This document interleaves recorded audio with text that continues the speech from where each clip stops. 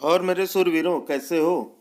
आज हम सॉल्व करेंगे जवाहर नवोदय विद्यालय 2020 का जो एंट्रेंस एग्जाम हुआ था उसका इंग्लिश का क्वेश्चन, जो कि 16 से 25 तक के क्वेश्चन होंगे, 29 तक के।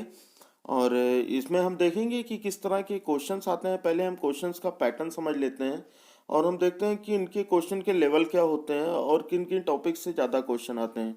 तो वीडियो को पूरा देखिएगा, आपके इस बार के एग्ज़ाम के लिए बहुत ही ज़्यादा इंपॉर्टेंट होगा। और आप लोगों की जो डेली क्लासेस हैं चारों सब्जेक्ट की, वो शुरू हो गई हैं और उसका टाइम शेड्यूल डिस्क्रिप्शन में दे दिया है मैंने, वहाँ से देख लीजिए। और सभी लोग अपने टाइम पे आइए और क्लास लीजिए।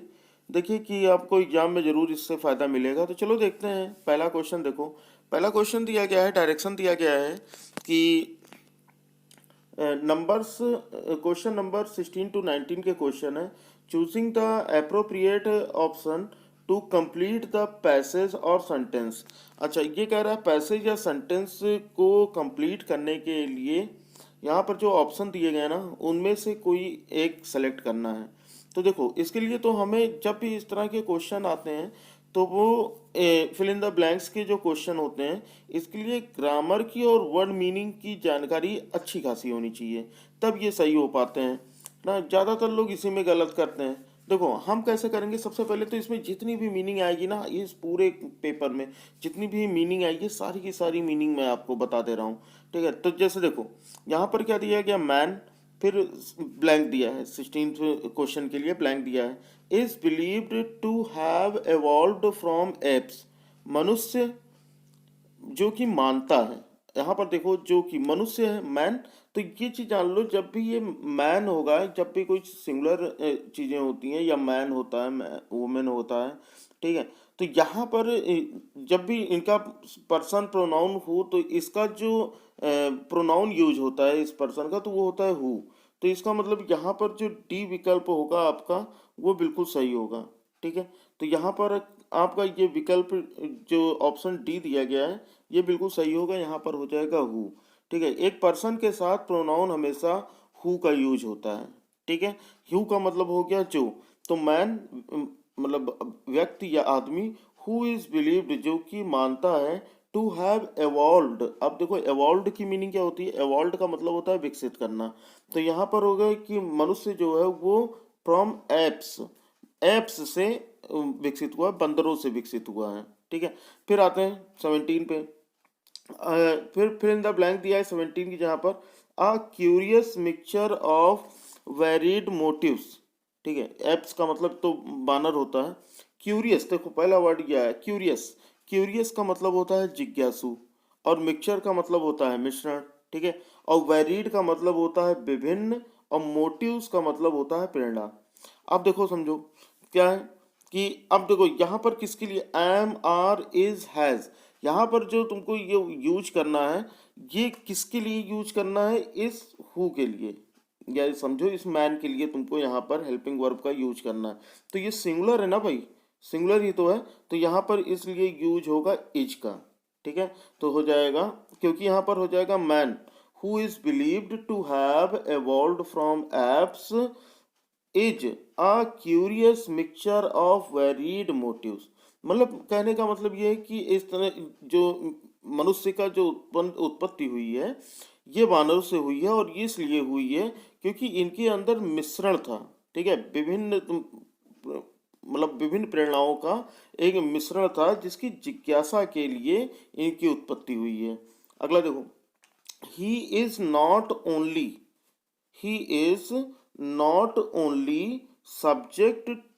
subjects of needs। अभी देखते हैं, यहाँ 18 प्लेस हमको भरना है। ठीक है, 18 प्लेस भरना है।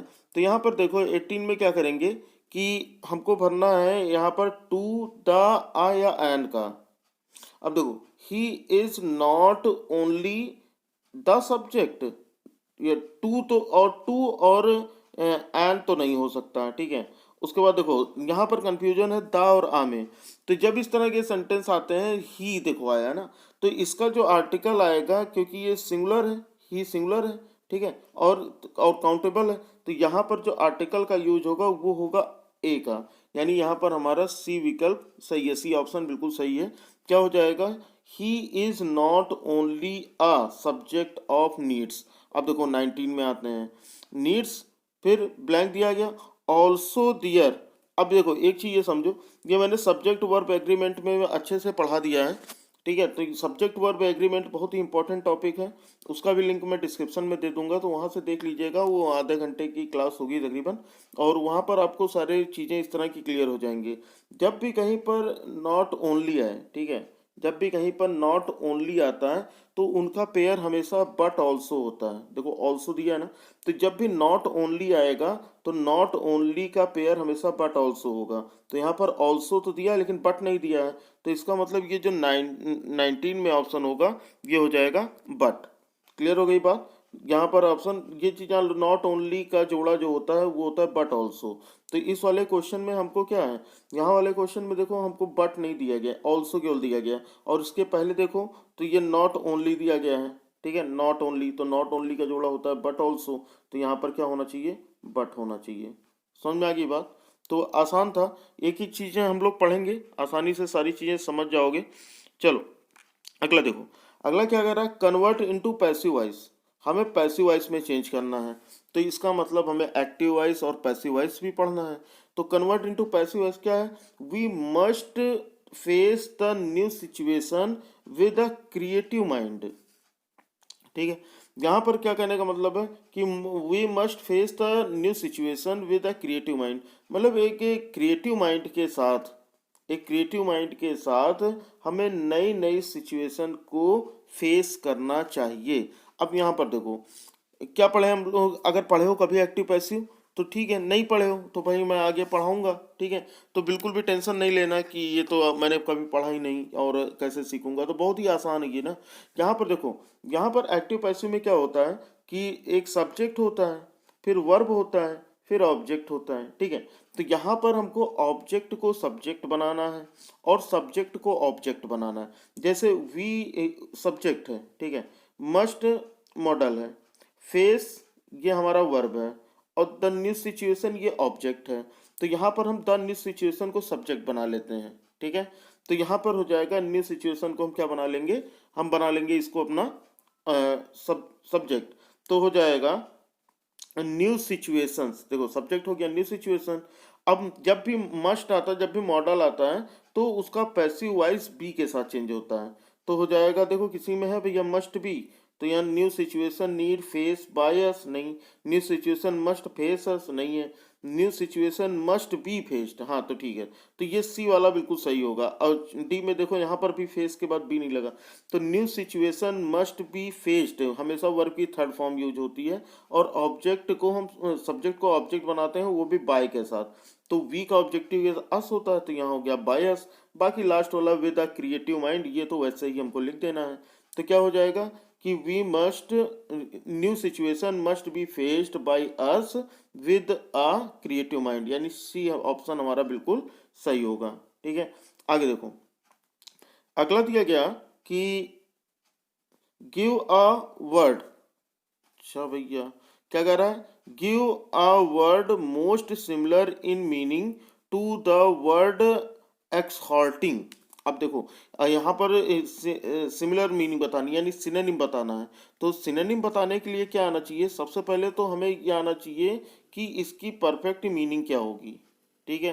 तो एक्सहॉर्टिंग, एक्सहॉर्टिंग की मीनिंग क्या होगी, कोई कमेंट करेगा, एक्सहॉर्टिंग की मीनिंग क्या होती है। एक्सहॉर्टिंग, चलो मैं भी बता देता हूँ। एक्सहॉर्टिंग का मतलब होता है प्रोत्साहित करना, ठीक है। प्रोत्साहित तो समझ रहे हो ना, किसी को एक्सहॉर्टिंग का मतलब होता है प्रोत्साहित करना। अब हमको यहाँ पर मीनिंग सिनोनिम बताना है, तो सबकी हमको मीनिंग पता होनी चाहिए, तभी देखो भैया एंटोनिम और सिनोनिम कर पाओगे, ठीक है। तो वर्ड मीनिंग खूब याद करो, जिसके भी मैं तरीके बता दूंगा कि किस तरह से वर्ड मीनिंग याद कर पाओगे। फिर देखो इसमें ऑप्शन की मीनिंग देते हैं, अर्जिंग, अर्जिंग, अर्जिंग का मतलब होता है आग्रह करना, रिक्वेस्ट करना।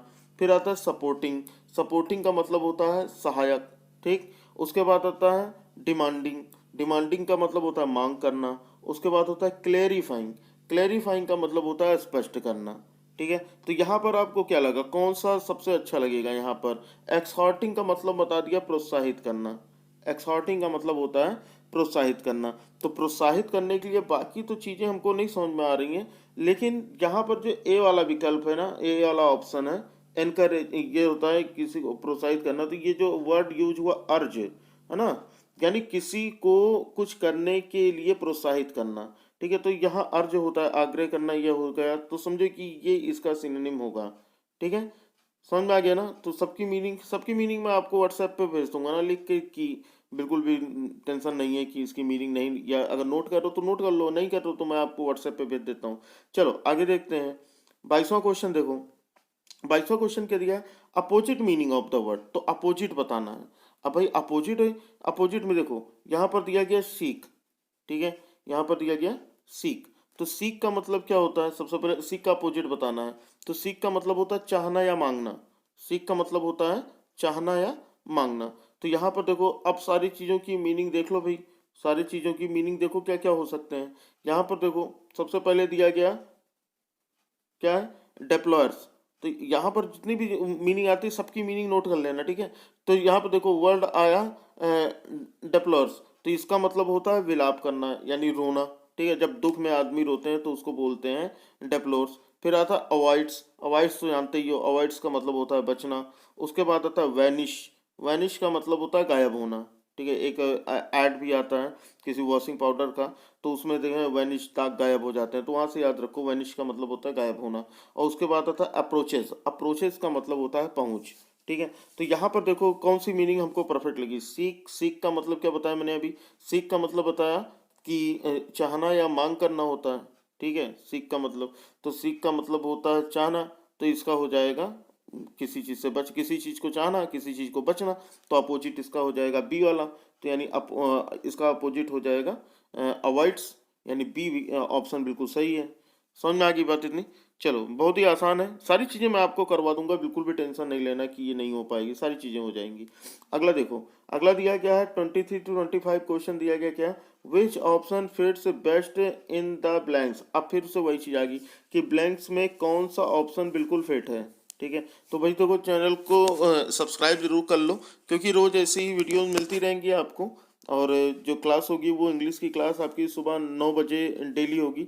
आज हम ये सेट कर लेते हैं प्रीवियस ईयर पेपर, और उसके बाद समझ लेते हैं कि किस तरह क्वेश्चन, फिर हम अगली क्लास से रेगुलर टॉपिक शुरू करेंगे। ठीक है, तो यहाँ पर देखो 23वां देखो क्या दिया गया है, आई, उसके बाद ब्लैंक दिया है, फिर दिया गया we should accept the offer. क्या है, वी शुड, हमें ऑफर एक्सेप्ट कर लेना चाहिए। तो यहाँ पर देखो थिंक का मतलब होता है सोचना, विल थिंक का मतलब होता है सोचूंगा, शुड थिंक का मतलब सोचना चाहिए, वुड थिंक का मतलब हो जाएगा सोचा होगा। तो यहाँ पर देखो यहाँ पर तुमको क्या लगता है, यहाँ पर मुझे लगता है या मैं सोचता हूँ, ये सही होगा ना। ए विकल्प बिल्कुल, ए ऑप्शन बिल्कुल सही है। आई थिंक, तो हो जाए I think we should accept the offer. तो यानी 23 का ए विकल्प ऑप्शन बिल्कुल सही है, I think we should accept the offer. समझ में आ गई बात। चलो अगला देखते हैं 24th क्वेश्चन।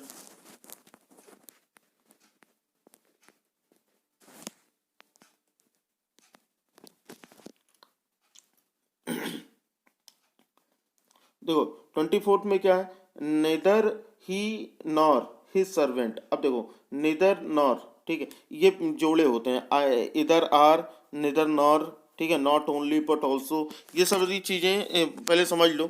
ये मैंने सब्जेक्ट वर्ब एग्रीमेंट में पढ़ा दिया है, उस वीडियो का लिंक डिस्क्रिप्शन में दिया है, वहाँ से जाकर देख लीजिए, नहीं तो वीडियो के लास्ट में हो सकता है आपको दे दूँ, अगर नहीं होता तो डिस्क्रिप्शन में आपको जरूर मिल जाएगा, वहाँ से जाके वो वीडियो जरूर देख लीजिएगा।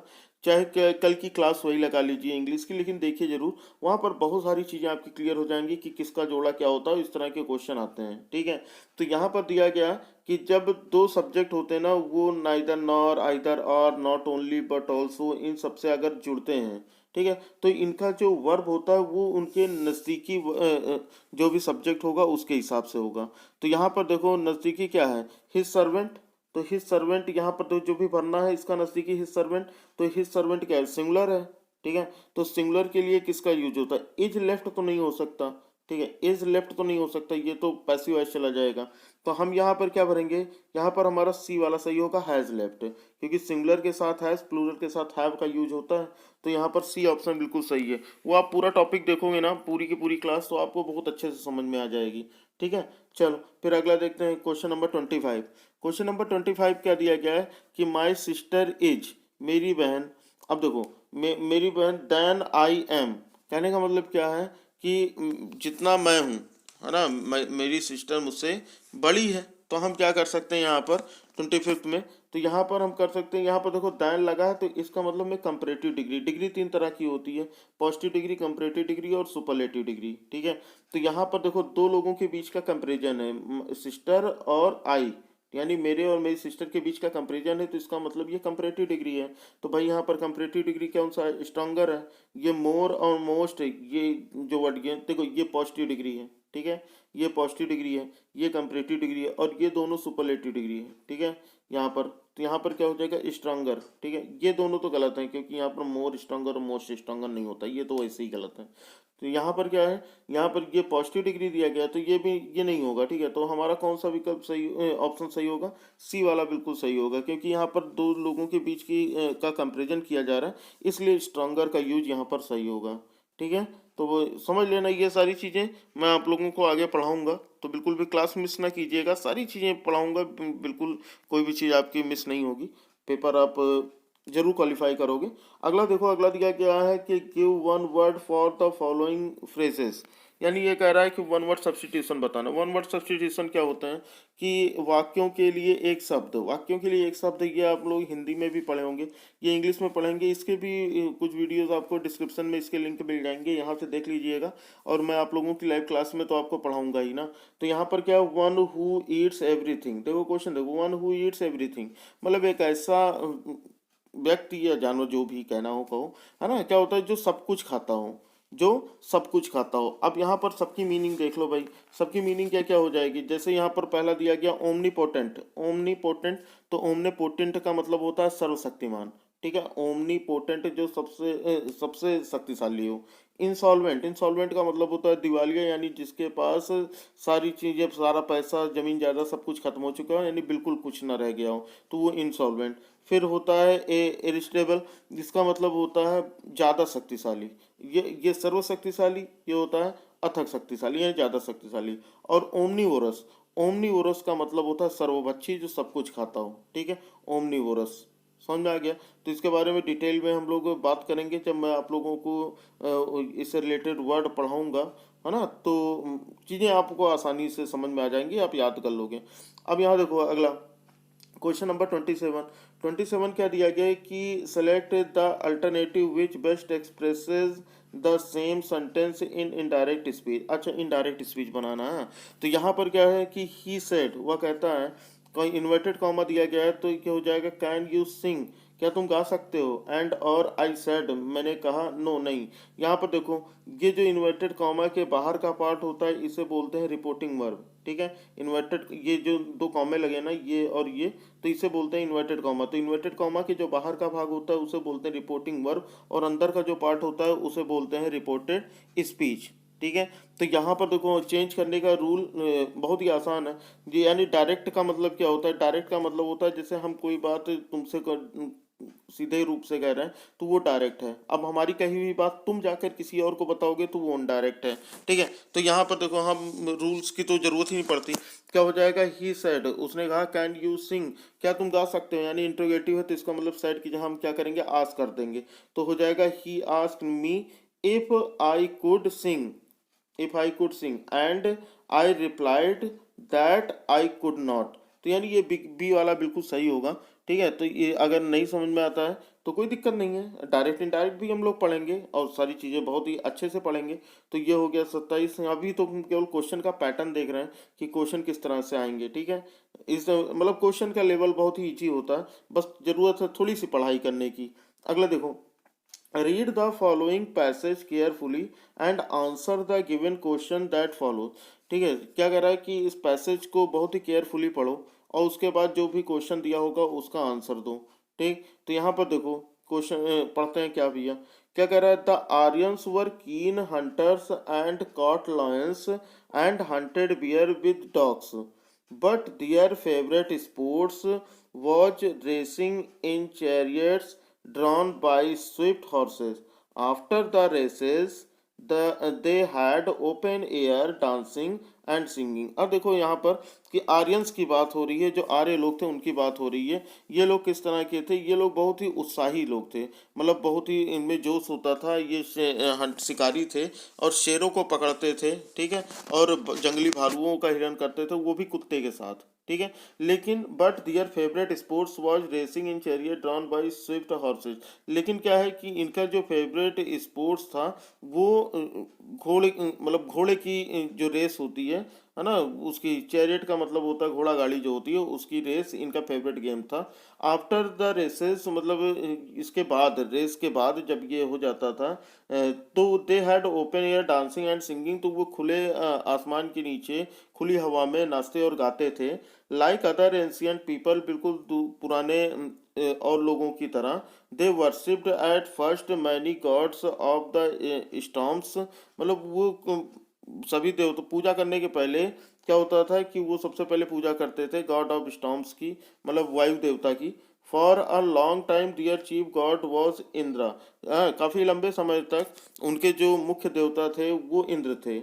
एज सेंचुरीज पास्ट, जिस तरह से समय बीतता गया, शताब्दियां बीतती गईं, and the Aryans settled and developed their farming, तो आर्यंस जो थे, जो आर्य लोग थे, वो सेटल होने लगे और अपनी खेती को भी विकसित करने लगे।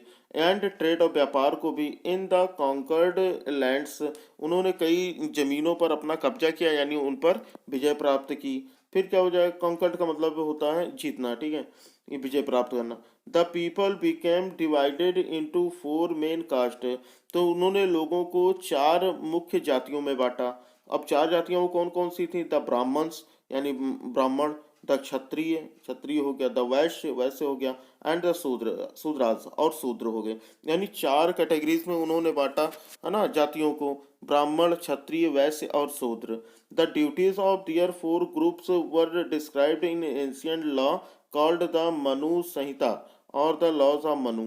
तो इन चारों लोगों के क्या क्या काम थे, ये पुराने ग्रंथ में बताए गए हैं। एक नियम कानून की जो बुक है हिंदू धर्म की, उसमें बताया गया है, और उस बुक का नाम है मनु संहिता या फिर लॉज ऑफ मनु, ठीक है, मनु के कानून। तो ये बनाया गया। अब इस पर हम देखते हैं कि इस पर क्वेश्चन कैसे आते हैं। देखो, क्वेश्चन दिया गया है कि the favourite sports of the Aryans was, Aryans का फेवरेट स्पोर्ट क्या था? तो भाई देखो, फेवरेट वैसे तो वो हंटिंग भी करते थे, ठीक है, हॉर्स रेस, डांसिंग, सिंगिंग भी करते, लेकिन उनका जो फेवरेट था वो था चैरियट रेस। यानी 28 का हम लोगों ने पहली लाइन पढ़ लिया था, चैरियट रेस उनका फेवरेट स्पोर्ट्स था, तो यानी इसका मतलब बी ऑप्शन इसका सही है। फिर देखो अगले पे आओ। अगला क्वेश्चन क्या दिया गया? अगला क्वेश्चन दिया गया कि for a long time the chief God of the Aryans was. वैसे देखो, ये कह रहा है कि लंबे समय तक ही इनके प्रमुख देवता कौन से, तो ये तो ऐसे गॉड ऑफ स्टॉर्म्स की पूजा करते थे, है ना, लेकिन इन ये लंबे समय तक कि इनके जो प्रमुख देव, सबसे पहले तो वो इनकी पूजा करते थे, लेकिन उनके जो मुख्य देवता थे वो इंद्र थे, ये भी हमने पढ़ लिया, ठीक है। उसके बाद अगला क्वेश्चन देखो, 13th क्वेश्चन कि who helped the Aryans in hunting. ये कह रहा है कि आर्यंस, ये आर्यों लोगों की शिकार में कौन मदद करता था? तो ये शेरों का शिकार करते थे, बियर्स का शिकार करते थे, ठीक है, इनका शिकार करते थे, ठीक है।